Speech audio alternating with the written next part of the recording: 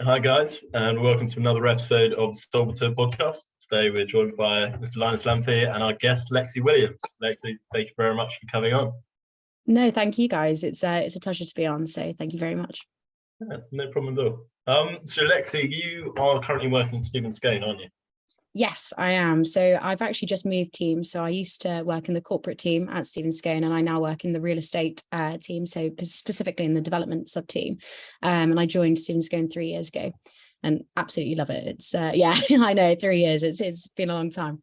But yeah, I'm an apprentice solicitor there and absolutely love it. Yeah, with the goal to become a solicitor.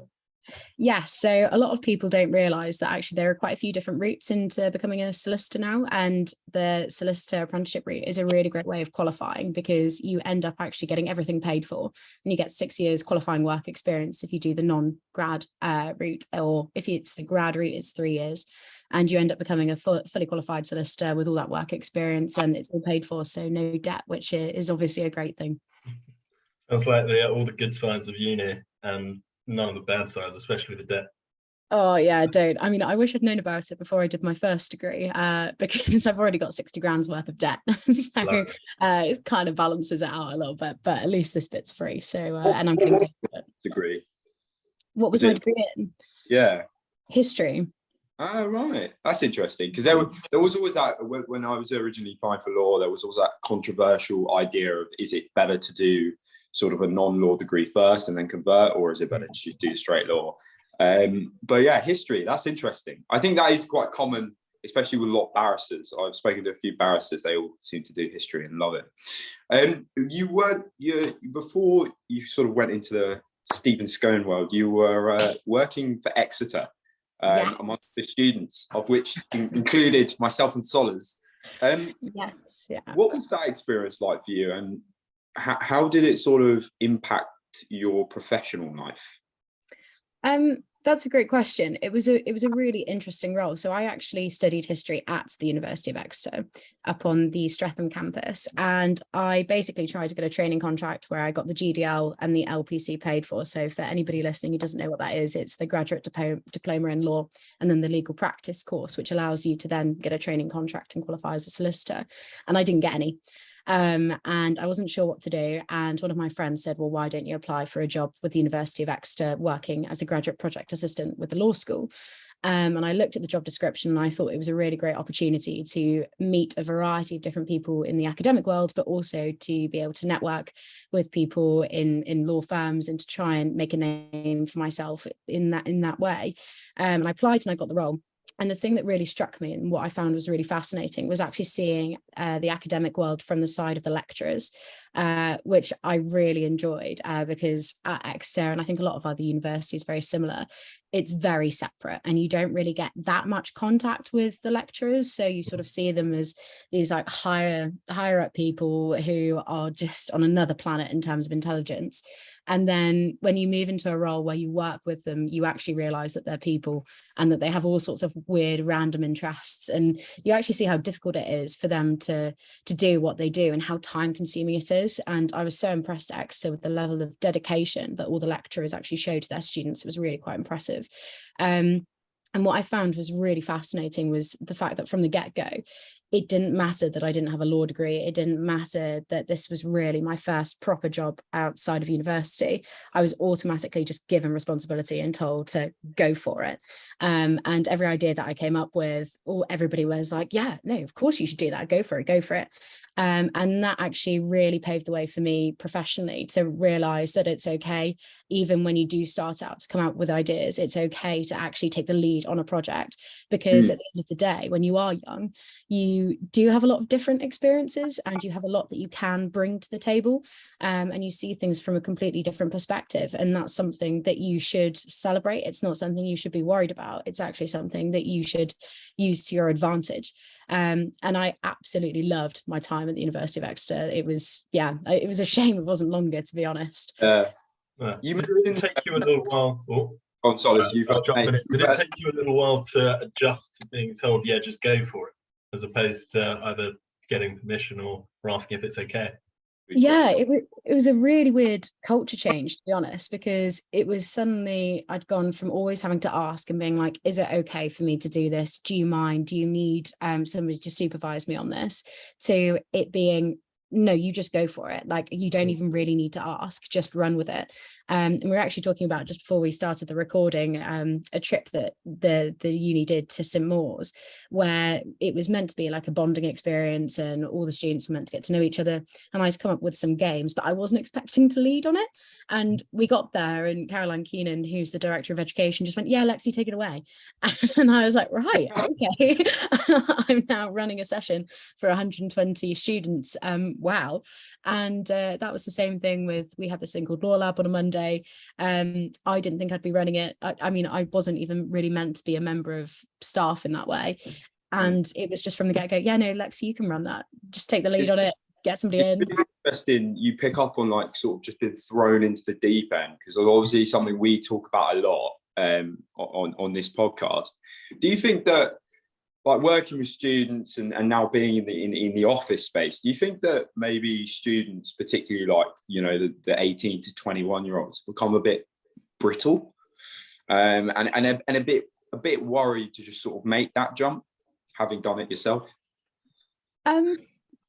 Yes, I think people were concerned and don't believe in themselves enough. And I think that is a massive struggle for 18 to 21 year olds, is actually having that self-belief and that realization that no matter your age, you know, you do actually add value, and you should run with something. I've been very lucky in that I've always been very heavily involved in sport, and through sport, it's really given me the confidence to know that I can do something and that I can lead on something. It doesn't matter how old I am. I mean, I was coaching karate from the age of 14, and I was teaching 60-year-olds at 14. Wow. You know, so for me, that's always been like a really great way to, you know, get into just being able to be myself, run with something, and actually just lead on it. And a lot of people don't have that exposure and really struggle to make that leap into realizing that they do add value and they can lead something from the front. Well, I think it's a success or failure problem. I think people think success and failure is just, you know, wax on or wax off. Sorry for the karate pun. But it's not. There's a middle ground where the learning part, right? If you're going to sit around, I say it to people all the time, you're going to sit around all day wrapped in your cotton wool, nothing good is going to happen to you. Your life is actually going to get really difficult. The more hard things you do, the more failures you face, the more you're going to learn. And more exposure. Yeah. Do you think that if you hadn't have done your sport, you'd be nearly as confident as you are now, or was that an integral part to really building it? And as Linus, you mentioned, the exposure and getting out there. I think it's a bit of a combination. I definitely think that karate in particular has given me the tools to be confident, to trust myself, and to know myself better, and to be able to push myself to sort of like another level that I didn't even really know existed. And that's actually something that I would really recommend people doing as a martial art, or even something really out of your comfort zone that's extracurriculum, that means that you are put in a situation which you wouldn't normally deal with. So I did Gold DV, worst weekend of my life, genuinely, hands down. It was horrible. But once you push yourself through that, you know that there's nothing you can't do. And I think, you know, Linus, what you're saying about success and failure, I actually don't believe in failure as a concept. I think that what you can learn is actually far more important from not doing well at something than it is at being successful. Because when you're successful, you think that you've reached the pinnacle, and sometimes it can be hard to then see, well, how can I make adjustments? How can I actually use this to my advantage? How can I work on this?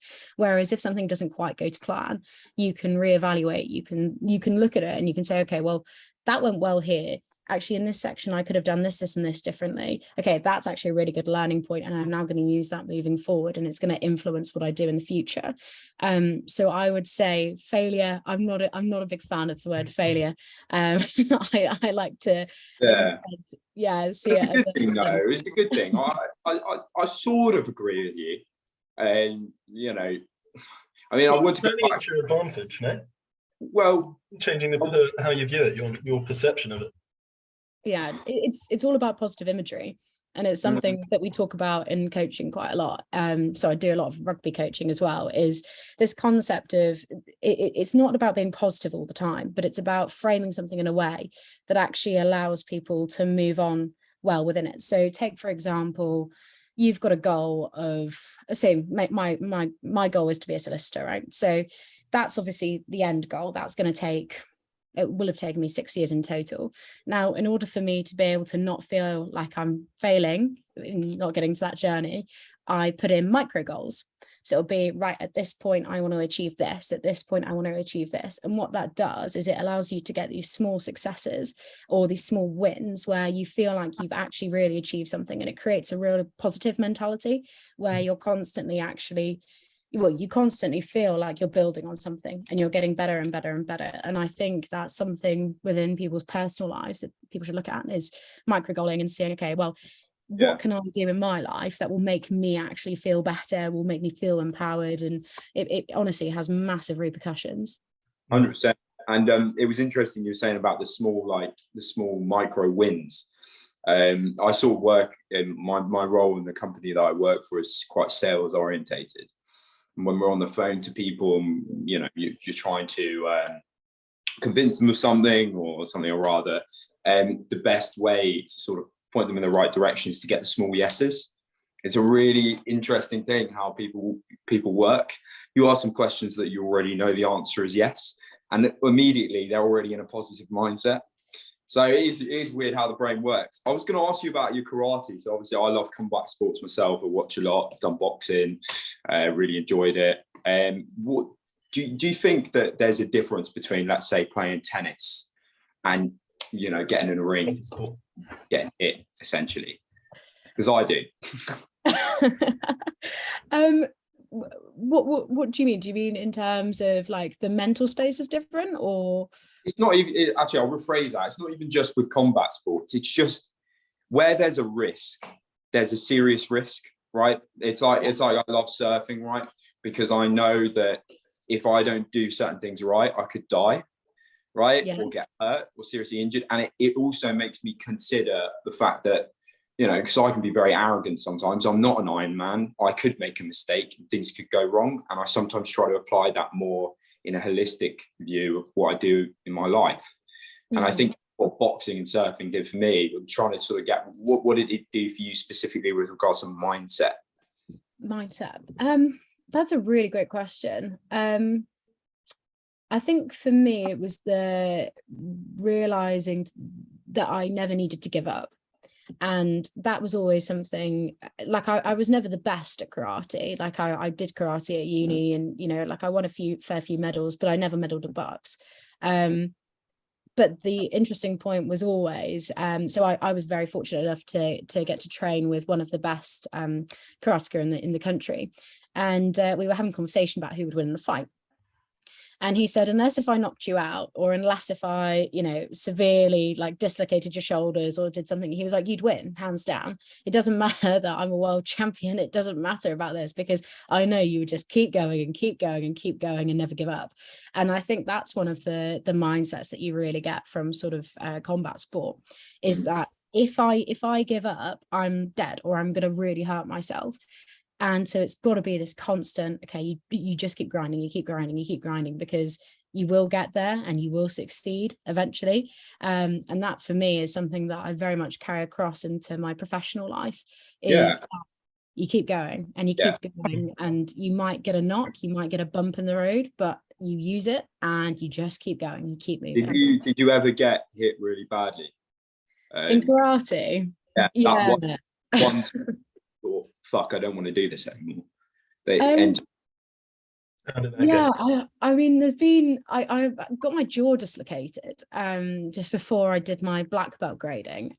So we used to do something where it was like 2v1 and it was full contact, and I was 14 at the time, and I was up against a 15 stone 17-year-old and guy, male, and a girl who was over 6 foot and probably about 13 stone.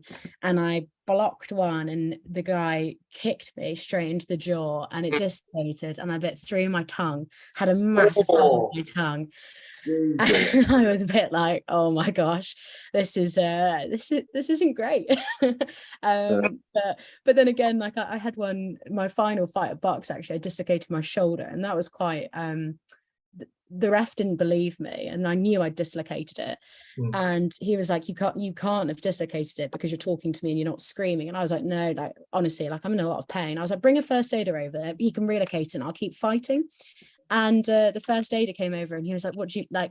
A, you probably haven't dislocated it. B, like you can't carry on fighting. And it's just like that mentality. It was like, well, if you can relocate my shoulder, like I'm straight back on that mat and I'm going to keep going till the end.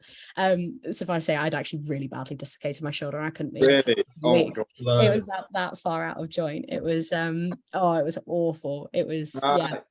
I think two things. Oh, sorry, go for it, Linus. I was just going to mention the hitting point, because that was for me, that was where I was most scared my whole life. I've never actually admitted it. I went for, I think it was the first session we were doing proper full contact sparring. And if you're listening to this, there's a guy called Dammy who was the best boxer in our group.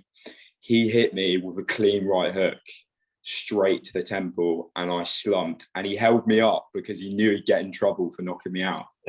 But he held me up, and I went home and I got rat-arsed that night because I was just so shaken, which I probably shouldn't have, because I've got a concussion. So anyone who's listening, don't do that. But then the next training session, the first person I chose to spar with was him, because when I didn't get knocked out that time, I was no longer scared of anyone else. So I think it's, the combat sport thing, the not giving up is crucial, and it does give you a lot. Solids. Yeah, well, funnily enough, I was going to say something leading off what you've just said. So, Lexie, with those two incidents, it's interesting that they motivated you to stay in the sport as opposed to putting you off. I find that quite shocking. Get a really bad injury, especially when you're 14, and think, you know what, let's keep going. Yeah. I've always sort of been of the mindset that if I start something, I complete it. Okay. And I don't like not completing something. So at that point, I mean, to be honest, I was more annoyed at myself with the first time when I was 14 that I'd bloody let him kick me in the face and dislocate my jaw. And it was I need to get my guard up and block next time and not be an idiot. And that was, again, it goes back to that framing thing, right? It's looking at it and actually framing it in a positive way or a work on way, being like, okay, actually, that was my fault, because why didn't I see that kick coming? And it was the same with my shoulder. When I dislocated my shoulder, it was that was stupid. Like, I should have warmed up my shoulder more correctly. Like, I knew it was tight beforehand. Why did I not pull back quickly enough? And it was, I reviewed the footage, and I should have pulled back quicker. And actually, it was my fault, my problem, not actually theirs. So it is that mindset thing. And I've always viewed things, I think, quite differently to other people. It was interesting what you were saying, Linus, about going back in and fighting, Demi again. It's they talk about in horse riding, if you fall off your horse, the worst thing to do is to stay off the horse and walk away. You've got to get straight back on the horse, because if you don't, that's when you create a fear is created.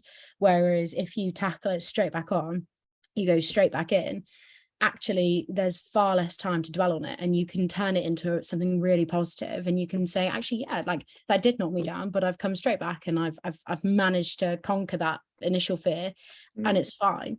And a lot of people are scared of that, I think, and that's something that we should change as a society. With that mindset, how do you No, you go first. Thank you. This all the time. It's always a back and forth. It's first person to game. Go on, you first. We need to start doing these in person, I think. But no, sorry. I was going to say, how do you instill this mindset into the kids that you teach? So either with karate or rugby, you mentioned as well.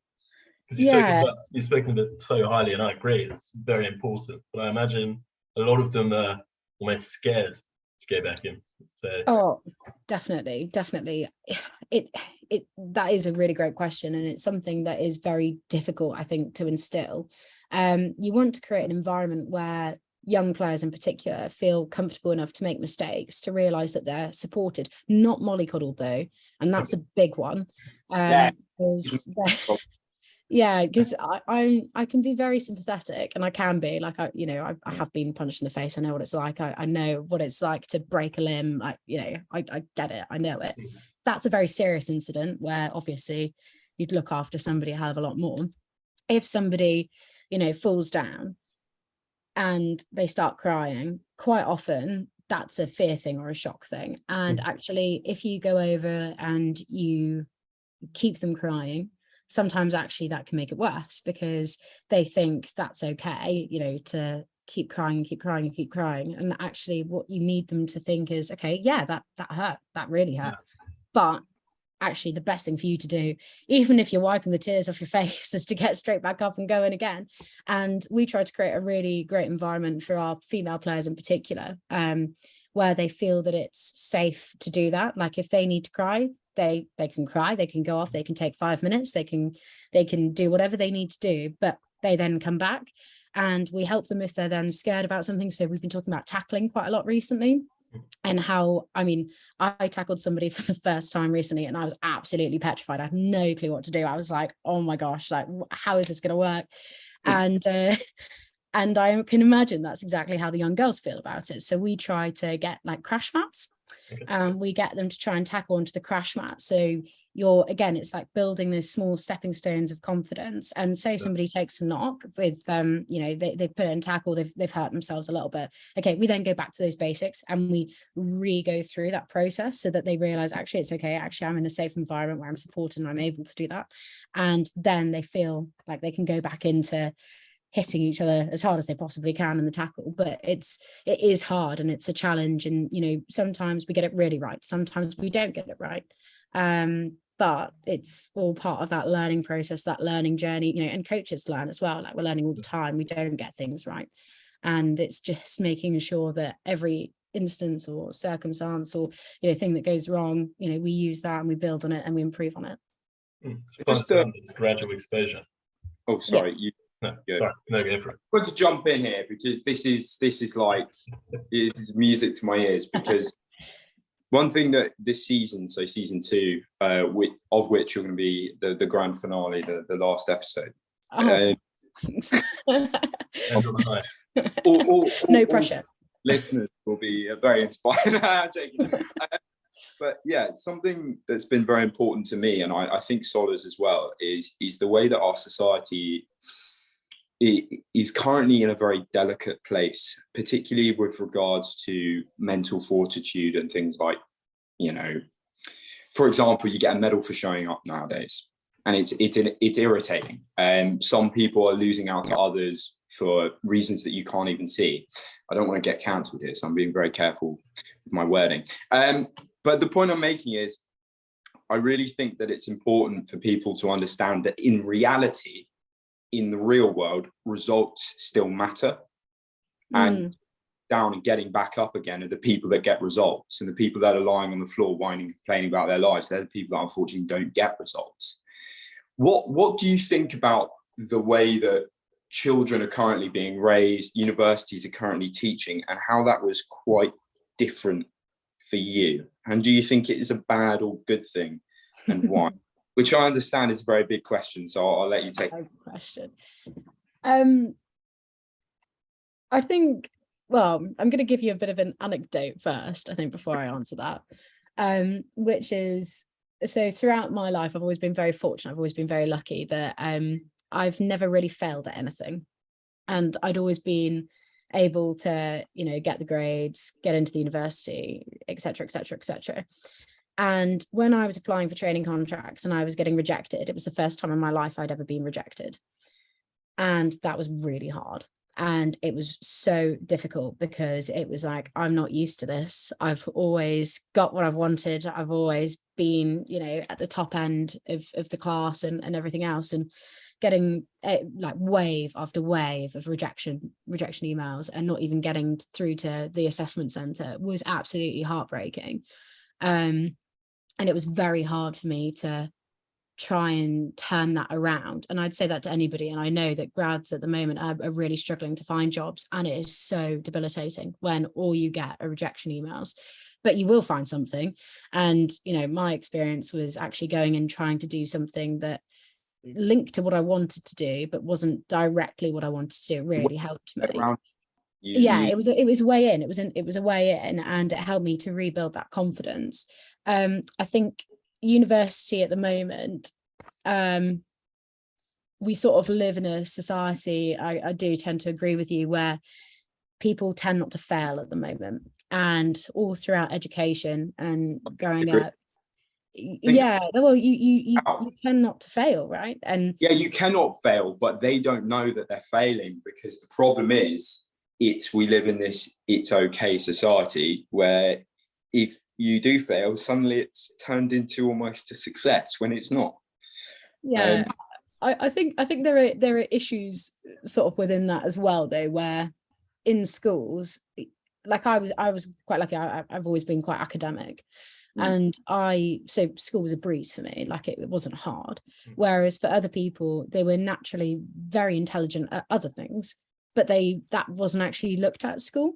So a lot of them really struggled with that. You know, I'm getting an A in this, I'm getting a U in this. Like, oh, I feel useless. I feel like I can't do anything.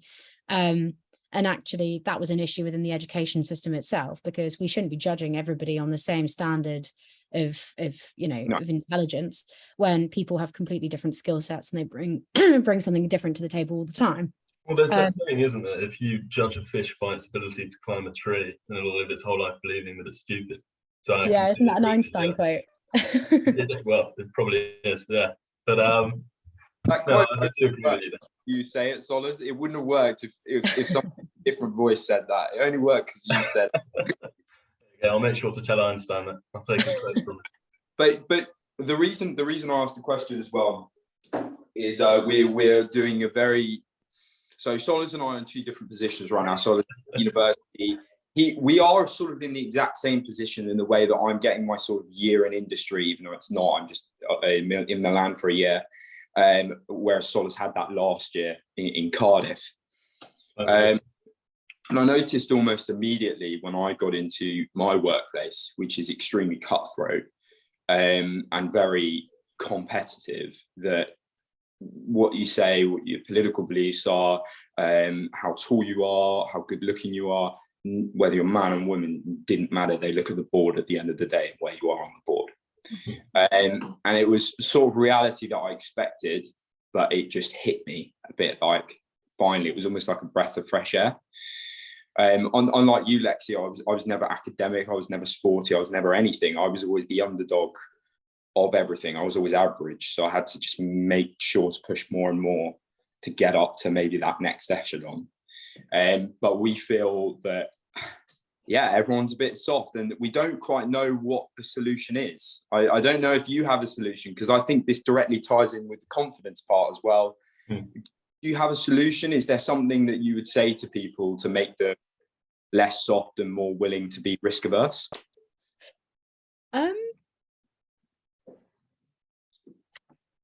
I kind of like a lot of people have been speaking about saying yes to things. And I think we live in a society at the moment where people always struggle to say yes, and there's always a million reasons as to why you shouldn't do something, as opposed to a million reasons as to why you should do something. And my biggest piece of advice, I think, probably is to say yes to things. I've been put into a lot of situations recently in coaching in particular, where I've been thrust into a situation which I did not want to do. I wasn't ready for it, and I was chucked in at the deep end. And instead of saying no, instead of bailing, I went, okay, I know this is going to be really difficult. I know I don't think I'm quite ready for this, but I'm going to go for it anyway. And the learning experience from that has been massive. And that to me is the biggest thing. Is people struggle probably because they don't put themselves in that position, and it's those difficult positions where actually you learn the most. I had it with so I'm a touch rugby coach, and I decided that I was going to head coach a team at nationals this year, which is the biggest domestic tournament. I really probably wasn't ready for that in terms of the technical tactical side of things, which I knew. But I thought, hey, this is the opportunity to learn. Actually, it's okay to say that you're not great in this area, that you need some help and support, and it's okay to lean on people. And that's what I did. And I knew that I was good at creating a positive environment. I knew that I was good at creating a team. I knew that I was good in the sub box. I just knew that I needed a little bit of extra help. And I got that in. And my players probably actually had the funnest, like the most fun out of every other team in the tournament. And they loved it. And they all said, can you come back and coach us next year, please?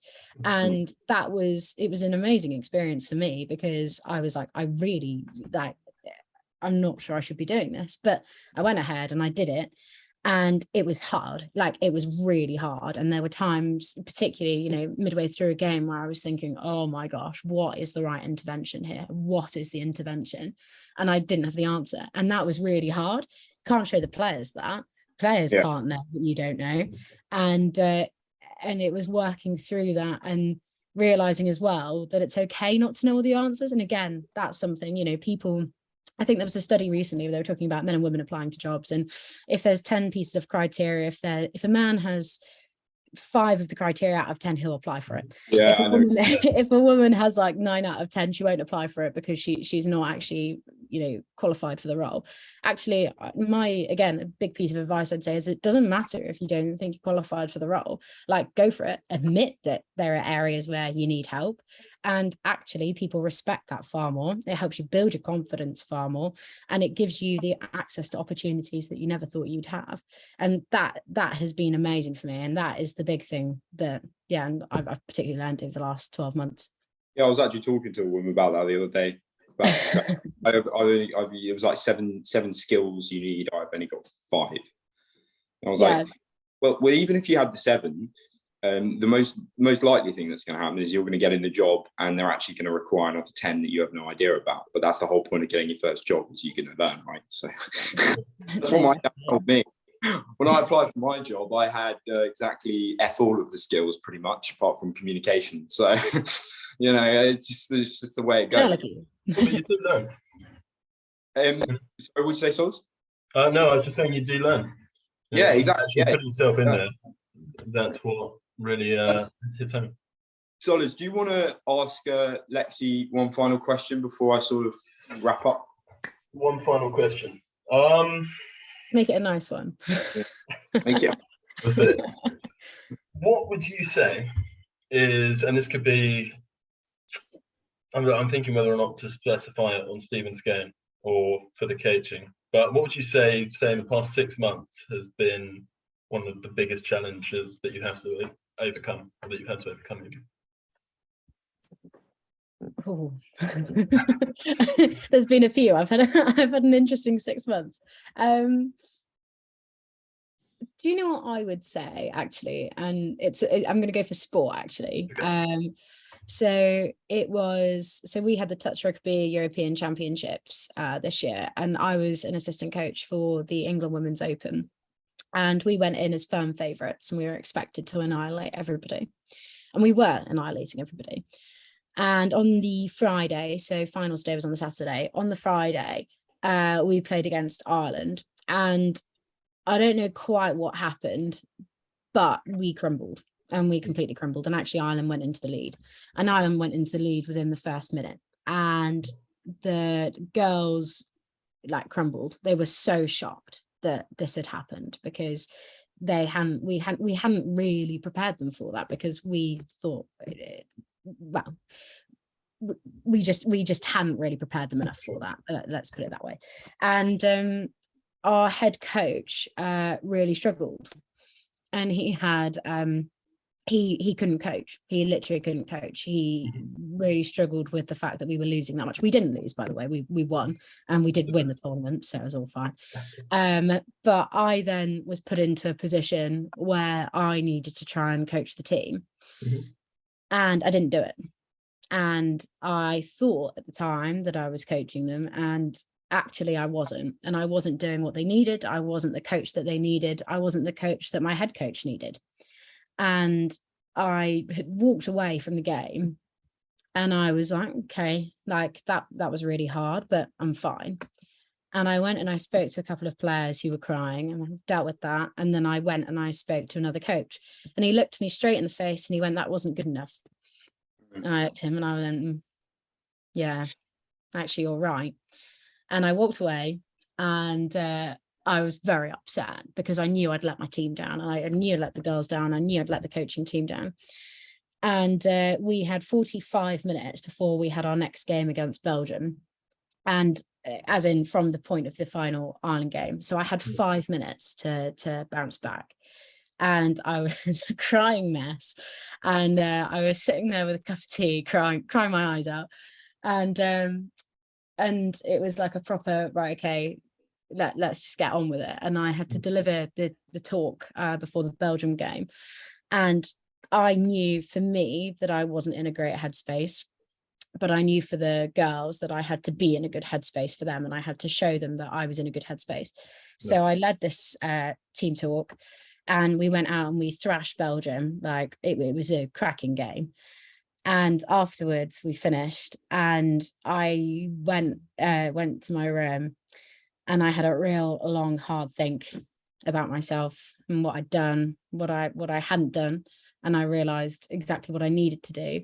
And I used that as sort of a point of, this is the lowest you're ever going to feel.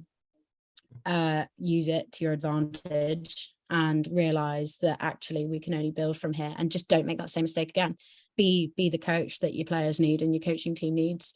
And and that really also shifted across personally and into my professional life, because there have been a couple of times where I've struggled recently at work, and again it's that, okay, learn from it, realize that is actually really shit, and just realize, again, that's the lowest it's ever going to be, and remember what it felt like to be that low, realize what you can do to never feel that low again, and then just push on through. But yeah, that was a tough day at the office. That was a really tough day. We talk about, the faking confidence for the sake of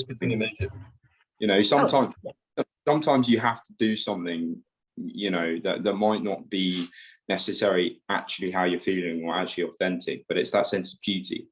And that is different. There have been times where I've got up on stage and I'm absolutely bricking it, and I pretend that I'm I'm this and that. I'm not. But, especially in a position of leadership there. I remember doing my tennis coaching qualifications, and on the first day they said that the most important job of a coach is to be an actor, the most important skill. And so even if you are feeling shit, then you need to inspire the team, which you did.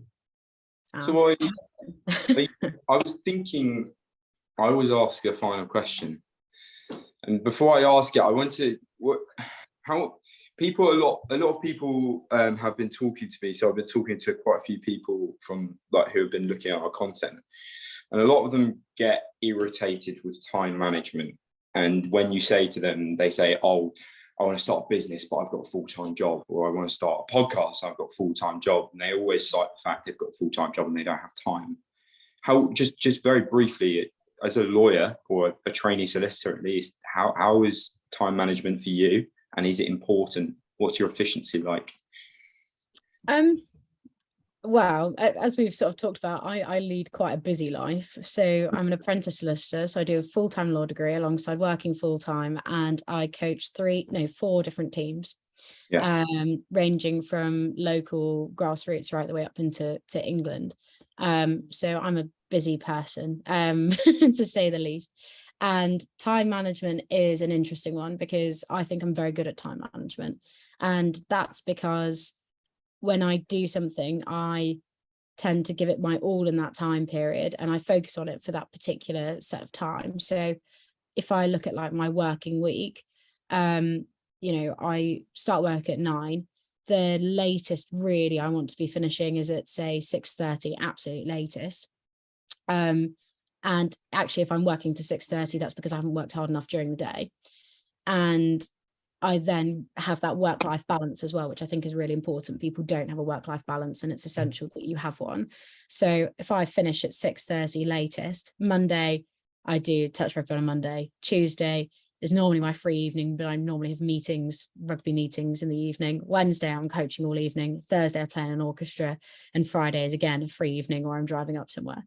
So, and that's how I view my week is, right, this is work time, this is like relaxing time, because that's how I relax, is through all the sport. And it's very much like, right, this is what I do in this time period. And I think people at university really struggle with time management because you've got all the time in the world. And that's the issue. And I'm very bad with that. If I've got all the time in the world to do something, I will procrastinate to the nth degree. Whereas if I put in, right, well, I need to finish this at this point because I've got to go and do this, then I will do it and I'll finish it. And that probably, again, it's like those micro goals that we were talking about earlier.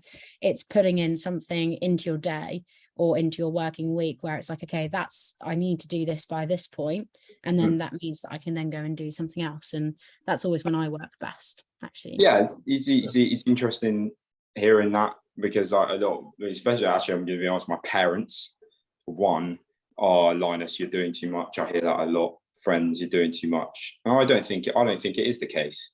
So the podcast, the full-time job, the book, and the music stuff. But some of that is actually, when other people look at it, think it's work. It's just like with your touch rugby. It's actually the way in which I relax. And I have one last question, which is very weird. Okay. No change from usual. Is this going to be one like, is it a cake? If you're a cake, what cake would you be and why? No. I'm not doing that. And this question is, I'm just going to ask it. Do you brush your teeth in the shower? And I'll explain why. What, to use my time up more efficiently? Exactly. So there's this idea that I'm currently writing this little post, which I'm going to put on LinkedIn at some stage. It's called, do you brush your teeth and shower? It's okay. People don't use their time necessarily effectively, especially with multitasking. I know men can't really multitask that well, but I myself have fallen victim to it. But like stuff like brushing your teeth in the shower, sending emails while you're on the train. I see a lot of people that are on the train right into work and they're just doing nothing, cracking out 15 emails in my time into work, So very productive, Linus. Well, no, I wasn't always like that. But then one day I realized I could brush my teeth in the shower, which is the whole point. And so I just wanted to get your thoughts on that. And do you multitask a lot? And is it something that you think helps with your time management? Well, I actually don't brush my teeth in the shower. Reason being is that I find brushing my teeth to be really relaxing, and so I like to take my time over it, which is my sad fun fact about me. But I fully agree with you actually in terms of using time effectively. So because I live in Cornwall, I do a lot of traveling for rugby. So I use my time in the car effectively. Like I will ring people and I'll have conversations about different things. I'll plan things. I'll put voice notes in. I make sure that I catch up with friends when I'm doing things like that. So I'll give them a call and I'll have a check-in with them. And that for me, it's like, okay, well, that 6-hour journey, actually, I've been very productive in that because I've done all the things that I'd like to do that I sometimes don't have the time to do. Yeah. And I do tend to, there are moments where you need to relax. So like for me, when I this is saying a lot about me. When I eat my breakfast, I like to read the news because I like to know what's going on. And that, again, that's like a 5-10 minutes of, okay, yeah, this is me just relaxing, reading the news and eating. Whereas probably every other time in my life, I'm always right, okay, this is time to do something, I'm going to do this, and I find that definitely helps because there are so many hours in the day and actually you can get an awful lot done. It's important not to work all the time, which is something I am learning, I'm not very good at, but if you want to use all the time, you can use all the time. And I think that's something that people can learn from, definitely. Yeah, 100%. Anyway, I would just like to thank you. This has been absolutely excellent. It's been great to see you again and have a chat. And I think that some of the lessons that you've spoken about on here will definitely resonate with some of the listeners and hopefully give them that boost that they need to seize the day. But this has been the Solicitor podcast. I'd like to thank my co-host Solas, and of course extend another thank you to Lexie. And always remember, if you're listening, if not today, then when. Thank you very much. Cheers, guys.